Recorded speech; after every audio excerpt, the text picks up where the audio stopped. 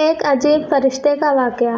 شب معراج سرور دو عالم صلی اللہ علیہ وسلم جو عجائبات دیکھے، ان میں سے ایک یہ دیکھا کہ حضور اکرم صلی اللہ علیہ وسلم نے ایک فرشتہ دیکھا، اس کے پر جلے ہوئے تھے۔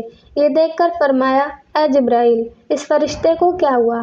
عرض کی، یا رسول اللہ، اس فرشتے کو اللہ تعالیٰ نے ایک شہر تباہ کرنے کے لیے بھیجا تھا۔